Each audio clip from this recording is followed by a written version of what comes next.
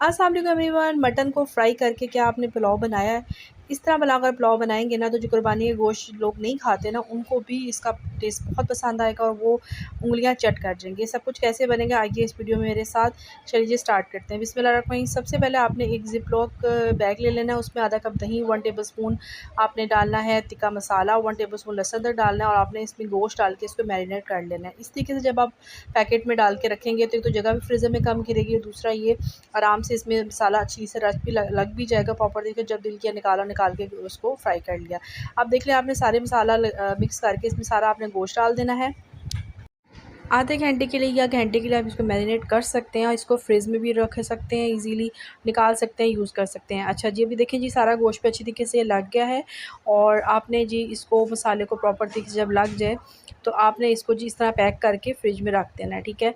अब आपने क्या करना है कि एक कुकर में आपने जी जो मैरिनेटेड मटन था वो डाला और आपने तकरीबन 2 कप के करीब पानी डाल देना है और आपने इसको 25 से आधा घंटा आपने इसको वेट लगा देना है। इसकी यखनी निकल आएगी और इसका यखनी सेपरेट कर लेनी है। और ये देखें जी गोश्त हमारा, अब गोश्त को आपने सेपरेट 1 बाय 1 करके सारा फ्राई कर लेना है क्योंकि मसाला उस पर लगा ही होगा, ठीक है। जो थोड़ी वो यखनी है वो हम अब पुलाव में ऐड करेंगे, ठीक है। अब हमने एक दो बड़ी साइज़ की एक प्याज ली, उसको हमने फ्राई किया। 1 टेबल स्पून हमने उसके अंदर डाला जी लहसुन अदरक का पेस्ट और उसके बाद आपने इसको अच्छे से मिक्स करना है। इसमें डालने हैं टमाटर, टमाटर में 2 अदर डाल देने हैं, ठीक है। चावल जो है हमारे तकरीबन जो है वो 700 ग्राम है, तो उस हिसाब से अब आपने 1 टेबल स्पून हमने इसमें नमक डालना है।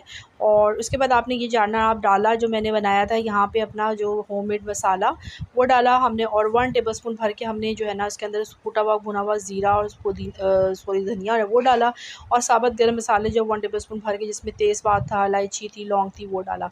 इसके बाद आपने इसमें गोश्त रेडी डाल देना है सॉरी और डाल के आपने उसको अच्छे से फ्राई करना है। और उसके बाद आपने इसके अंदर तकरीबन 700 ग्राम क्योंकि हमारे चावल थे तो उस हिसाब से आपने इसके अंदर पानी डाल देना है 700 से हर ग्राम से तकरीबन 1 कप ज़्यादा, ठीक है। उसके बाद आपने इसके अंदर चावल डाल देने हैं। जब पानी को उबाल आ जाए तो आपने चावल डाल देने हैं और देखिए जी ज़बरदस्त था हमारा जी जो फ्राई हुआ हुआ गोश्त है और फ्राई मटन पुलाव जो है हमारा रेडी है। आप गोश्त देखिए कितना टेंडर है, कितना सॉफ्ट है। Keep watching, keep smiling. Allah हाफ़िज़।